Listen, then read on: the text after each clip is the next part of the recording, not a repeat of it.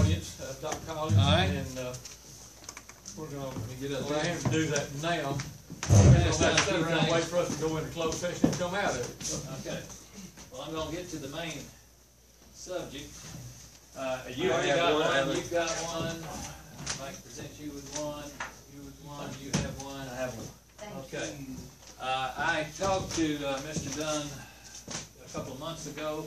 Since then, I have really gotten involved with the educational process by having the privilege of serving on the platform committee of the Republican Party of the state of Texas, one of 31 people in the state of Texas that determines what's in the Republican Party platform. The Republican Party of the state of Texas is the largest political convention in the country. It's even bigger than the Democratic or Republican National Convention. Over 10,000 delegates from across the state. I had the privilege of serving on the subcommittee, anyway, I gave everybody a copy of what the educational platform came out of the Republican Party. So that's for your reading. And I got to interject something into the platform, and I highlighted it. It's on page 21. And that line that's highlighted essentially is what I added to it. It talks about religious freedom in public schools.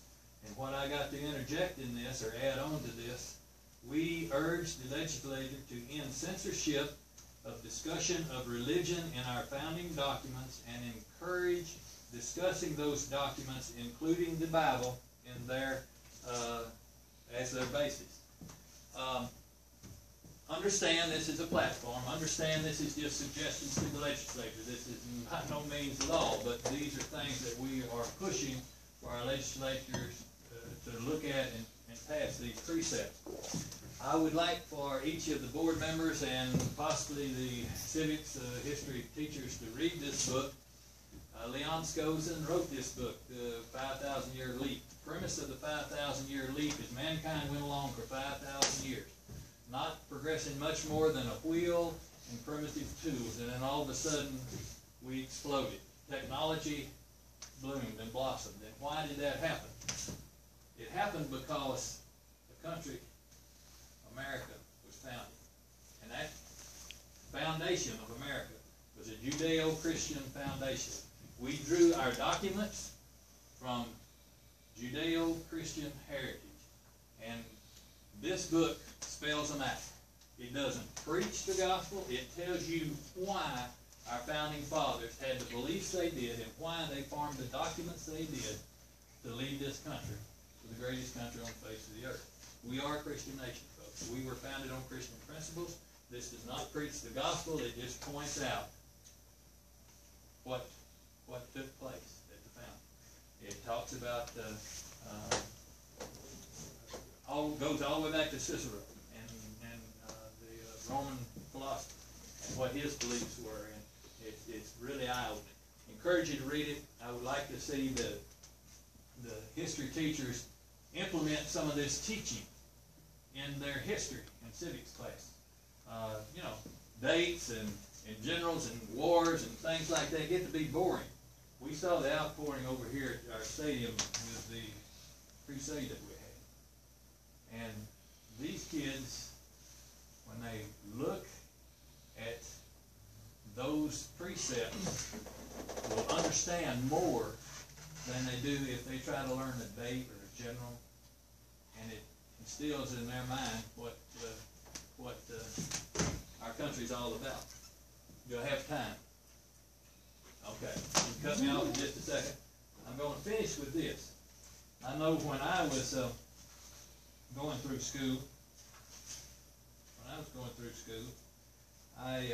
was told that there were several of our founding fathers that were, if not atheists, at least agnostic, and one of which was Benjamin Franklin. I beg to differ. If you look at the founding documents and what he's written about them, you will come away with a different conclusion.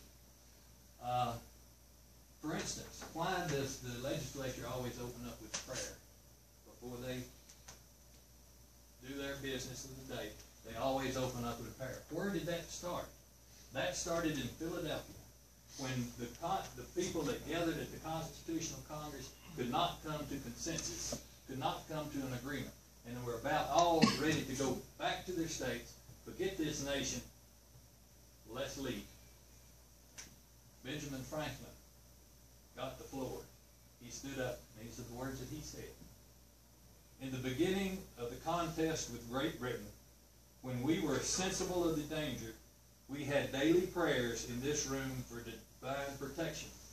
Our prayers, sir, were heard, and they were graciously answered. All of us who were engaged in this struggle must have observed frequent instances of a superintending providence in our favor. Have we now forgotten that powerful friend? Or do we imagine we no longer need his assistance? I have lived long, sir, a long time. And the longer I live, the more convincing proof I see of this truth, that God governs in the affairs of man. And if a sparrow cannot fall to the ground without his notice, is it probable that the empire can rise without his aid? We have been assured, sir, in the sacred writings, that except the Lord build a house, they labor in vain that built it. I firmly believe this. I therefore beg leave to move that henceforth prayers imploring the assistance of heaven and its blessings on our deliberation be held in this assembly every morning. From that point on, for sometimes as much as 2 hours before they ever started deliberating our Constitution, those men were on their knees praying. That's documentation. That's not preaching the word. That's saying this is what these men did. And that's how our founding evolved. So what I'm saying is, let's take it from a different approach. And I think we can instill some values and some much needed direction to our young folks. Thank you for your audience, and if I can be of an assistance, and if you in any way think that this could be used as a supplement in your teaching, please let me know. I'll see that the books get sponsored at no expense to the student. Okay? Thank you.